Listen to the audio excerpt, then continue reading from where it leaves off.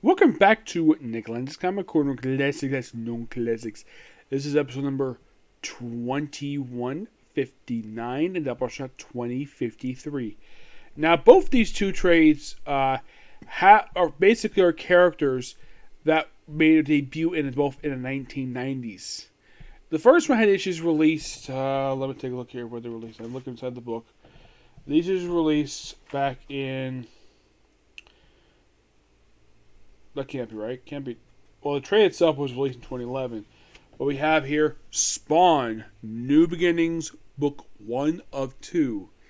Yes. Now, in the Spawn, let's just say symbiote, it's not Al Simmons in this book. Nope. This is the period of time where Al Simmons was dead. I mean, really dead. Like, he's gone from the comic book. Though I do remember that he came back briefly as Omega Spawnish 200, which was, for the longest time, the last comic book that Todd McFarlane did the interiors for, because he only done just on the writing. And he did I think he did the interiors for 300 recently, that came out a few years ago. But this book collects issues 201 to 206. Now, yes, Jim Downing is Spawn this period of time, and he's very public. Now, one thing, I was never a fan of the Jim Downing. Now, I have nothing against the artist. Now, the book is not written by Todd McFarlane. Nope, he is not the writer of these issues. He actually has left the book. He does get back to the book a little bit later. Maybe, I think he came back around 250-ish. I think maybe he wanted to take a break from the book. So you have Will Carton on the writing here with Simon Koritsky on the artwork. The cover art for issue 200-201 is done by Greg Capullo and Tom McFarlane. Good choice. 202 was done by Wallace Bachito, and the interior artist does issues 203-206. So apparently the plot and additional scripting, aside from Will Carton, Tom McFarlane does assist in that, but he's not the main writer, with John Goff. Let me show off the interior artwork for these issues. Now, I have nothing against the artists, but yeah, I am not a fan of this artwork. And plus, there's just too much dialogue in this thing. Yeah, a bit too much dialogue. It seems too bright. Hey, look, here's Jim Downing. Yes, that is Jim Downing, not Al Simmons. Jim Downing. Jim Downing, from what I read, took over Spawn with issue 181, and he stayed as Spawn to issue 250, where he was dumped into a hole and never seen again, presumably dead, killed off in issue 250. And, of course, leads to the resurrection of Al Simmons. Like a full resurrection. He even got his face restored. Mostly for these issues, there's not really a lot happening here. Aside from having lots of dialogue, which I don't mind the dialogue very much, we do see appearance here by the clown. Yes, he's in here. And we do have somebody asking Jim Downing, where's Al? Where's Al?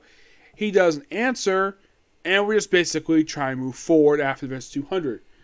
That is mostly put basically what what happens in here. Mm-hmm. Yeah, that's most what happens in here. It's okay. I'm going to give the book an 8.5 out of 10. I do like the story here, just that not a lot's happening here. That's the only problem with this book. Not a lot happening. Next up we have is Spider-Man 2099 Exodus. Excuse me. Like Spawn, he also debuted in the 1980s. But his series didn't last as long as Spawn. Spawn is still going this very day, publishing almost 330 issues, while Spider-Man 2099, his original volume, was 44 issues. No, I think it was about 44 issues. Almost the entire book, except for the last 2 issues, were done by Peter David. He also, of course, did the second and third volume for the series. Now, this book in particular is basically Spider-Man 29 back in the year 2099. Despite the fact when he was last seen, he was with his girlfriend and he met with his child, Gabriel, who was named after his brother. Here, the girlfriend is not seen, not even mentioned. He just back in the future for some reason. By the way, in case you're curious though, because it's Spider-Man 2099, Does Peter David, the guy who co-created this character, does he do the writing for this book? No! It's Steve Orlando! And you're thinking, really? Steve Orlando, Spider-Man 2099. And you might be asking, Nick, has he ever written a Spider-Man book before? To my knowledge, Steve Orlando has never written a Spider-Man book. This is the first one I know he's done. Now, last time we had a Spider-Man 29 book released related to him was the 29 thing Nick Spencer did. I think that was back in like 2019. That was last time I heard he was seen. Now this book contains the, let's see, this is roughly a 5-issue miniseries plus with a alpha and omega one-shots. It's like basically Marvel put this out as an event, despite the fact it kind of isn't. Now, in this story, we have it where Spider-Man is back. Now, basically, also, I got to mention here this, that Alchemax is briefly seen in one issue, but then it's destroyed. Yes, the Alchemax building is destroyed. Now, at the start of this book, he goes and runs into a character who's not been seen since the end of his solo book, Ghost for 2099. Yes. Now you might be thinking, because it's 2099, do we see Jake Lackey, aka the 29 Punisher? Nope, not here. We do see Warda, Deadpool 2099. Yep, she's here. Now, the story of this book is that the Cabal have taken over the world, and Spider-Man is trying to take them down. Yeah, no longer the corporate stuff that we had in the 90s book. We have this group known as the Cabal. And their leader is, get this, Norman Osborn, who somehow is alive in the year 2099, despite the fact that makes no frickin' sense at all. Yeah, because here's the thing, in present day, he's basically a okay guy. Here he's back being evil again, and he's the Green Goblin. Yeah, and by the way, why is Warda here, you might ask? Because she's from this timeline. Now, here's a fun fact for you. When was the last time Warda, aka Deadpool 2099, when was the last time she showed up in the comic book? Believe it or not, in Spider-Man 2099. It was, I believe it was a book. I think it was a time when Spider-Man went Back to the Future. I believe it was during Civil War II. That was the last time I could think of she was ever seen in a comic book. I was kind of surprised to see her here. Apparently also Rogue is still alive in this period of time, which I'm like, really? Rogue is still alive? Oh, by the way, this was the last event right here. The 2099, basically missing it. Yeah, Nick Spencer just basically got rid of some Peter David and wanted two things. Now I should point out, though, this I think is quite strange, though. Steve Orlando writes this whole thing here. Each issue has got different artists. The Omega and Alpha one-shots do get the same artist, Paul Fry. This you might find strange, though. Steve Orlando himself does the artwork for issue number 1. For number 2, it's Mark Castillo. 3 is Z. Carlos. 4 is Alessandro Merculo, and Kim Judo does issue number 5. Yeah, and also they mentioned, the Avengers are dead. They got killed by the Cabal for reasons. Also, for some reason, Spider-Man 29 acts like frickin' Batman here. No, seriously. Does this sound like something basic? Does this look like something that Miguel would do? I don't remember him doing this in the original book, but it's like Steve Orlando is basically writing him as Batman. Because, look, he's hanging, of course, threatening him, and of course, just briefly saving him, tie him up. Like, this sounds a lot like Batman. Yes, Steve Orlando, who has written Batman before in the Batman Shadow miniseries, the two of them, he apparently writes him like Batman for some reason. He's also acting like detective, which is fine. I have no problem with that. Oh, look, here's a cameo by Alchemax. Yes. And look, here's Ghostwire 2099. I think this is a redesign. Yes. Oh, and they do confirm that this actually is the same Ghostwire 29, at least implied anyways, by his name as the previous one. Oh, yeah. And you have it basically, it was something like, look, it's a cave troll. Yes, a cave troll. Okay, that's a good comedy. Yeah, and we have the Cabal troops. Oh yeah, and they also mention that the rich are the only people who can actually afford actual transportation. I'm like, is Steve Orlando basically taking ideas from real life society for this miniseries? Because it seems like it. It's like it's a future the rich want. That's what it seems like. So yeah, here we go. The F1 shot. Here it is. Yes, that is Norman Osborn. Somehow he's alive in this period of time. They don't really explain that here. Yeah, and then we have an appearance here. Like, by the way, New York. That's still basically it. Yeah. Now also, you have the woman called the Last Winter Soldier, or she's called name is Winter Soldier 13. There's this old man here named Chief Woland. Now this is not inspired by real life. This, I think, is inspired by Prometheus. Now you're thinking, wait, are you saying this scene, this character, Chief Woland, is inspired by Prometheus? Yes. That's just my personal theory. This reminds me a lot of Prometheus. How this mysterious old man in the future who basically, like, he was somehow alive with this techno stuff on him. This sounds a lot like Wayland, who popped up in Prometheus, who was played by Michael Fassbender in old man makeup. Yes. Oh yeah, he gets killed by being punched really hard in the head by Winter Soldier 13. And she just walks about, and then, of course, she is sought by Crossbones. Yes, Crossbones. Who, for some reason, has got the arm of Bucky Barnes. Yeah, and then, of course, yeah, then her arm gets ripped off by Crossbones. Then he's killed by her, and then takes his arm. You're like, oh yeah, this arm. Speaking of metal, a friend lent me some, and basically, I think she killed him and took the arm as basically replacement. Yeah. As for how in the world that Crossbones is still here, never explained. How did he get Bucky Barnes' metal arm? Never explained. It's like, oh, just happened to happen. Oh yeah, and then we have basically where Miguel O'Hara's got himself a motorcycle.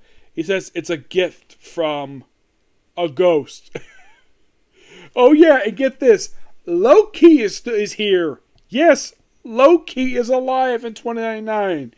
Now, this makes total sense because he's a freaking god, so of course he's alive. Yeah, then we have apparently Tessa Thompson's version of Valkyrie pop up here for reasons. Oh yeah, they do explain here that apparently Earth is somewhat of a wasteland, except for New York for some reason. Those New York, and apparently like the West is like a complete wasteland, and apparently also this is something also never explained, where Loki is the last Asgardian. He comes the last survivor of Asgard, and he's a good guy here. Yes. Okay, they do kind of explain, like, apparently, like, they explain the course 2 pages, and somehow the Bifrost is still active. And we had the Midgard Serpent here, well, a different version of the character. And I think that, Loki's got Stuttgart's sword. Yeah, he probably took it from the treasure trove. That's my personal guess. So apparently they reveal who the Cabal is made up of. Aside from Norman Osborn, it's basically Zemo, the Enchantress. I'm thinking the Melter, Black Knight, Radioactive Man, and the Patriot? Okay, I get maybe Zemo and Chance Abraham and Melter, but Black Knight and Patriot working with these guys? That makes no sense. Oh yeah, because apparently they have these black cards. They're above the law. So basically they can kill a random person and just not be charged with it. Oh yeah, apparently Moon Knight is still alive. Because science. Oh, and he has a pyramid on the moon. Just cuz. Okay. Oh, I love this. The old Avengers ID. Yeah, somehow he's alive. Oh yeah, and then we have appearance here by some new Avengers. We have We have John Earnhardt, the Hulk. I think this is 2099 Hulk. Of course, he's nothing new. He's basically original to. He's a creation. Of course, he actually looks like him. Ronna Stern, Captain Marvel. I wonder if this character is named after Roger Stern, a longtime Marvel creator. We also have Arrow. We also have here Wave. Oh, also Roberta Mendez. Yes, the woman who actually first showed up in Secret Wars 2099. And we also have Black Panther here. And here are your new Avengers. I'm like, okay.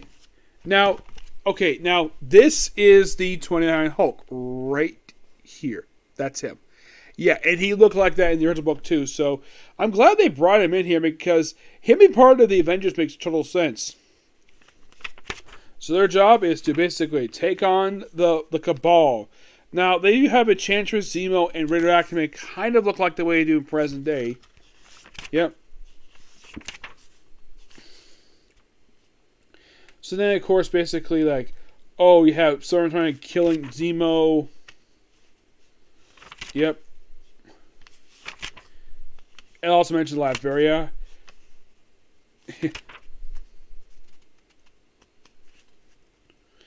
And apparently have a Hawkeye here. Yes, a Hawkeye. And then we have this woman here, who is the new Black Widow. Plus, I love the logo they gave her. They gave her the logo from the 90s book, which is so awesome. Yeah, of course, kicks some butt here. One thing I got to notice, though, about the futuristic... This looks like the Spidey-mobile. Yes. Okay, given by a ghost. Oh, yeah, apparently these Sentinels basically destroyed this mutant home. Yeah. So, here are your X-Men, which I love the fact they actually bring back some of them actually part of the original book. Like Bloodhawk. He actually is from the 29 book. Now, they have Rogue here. Yep, Cerebra. Deadpool. Yes, that's Warda. Cyclops. Not the original. Crystallin. Skullfire. Cable. They say he's a time-traveling soldier. Yeah, so here's Rogue. Somehow still alive. Bloodhawk, I do remember him from the original book, and he actually was a member of that book. But the other characters are completely original here. Now, here is Deadpool. Deadpool 2099. That's a Gary Duncan creation. Her being here makes total sense. So basically, they team up with Spider-Man to take down the Cabal, which they do. And proves a big turning point in the book. Spider-Man takes on Norman. And he tells Norman, I'm going to take you on once. I'm not taking you on ever again, because I have no desire to see you ever again. So, of course, basically, he is defeated, and he's put on trial by Planet Wakanda. Yes. And then, of course, we have a version of the Watcher, a female Watcher, beautiful one that is, put on trial. Everything's kind of moved back to normal-ish. And then somehow we have a Spider-Woman 2099 in the book.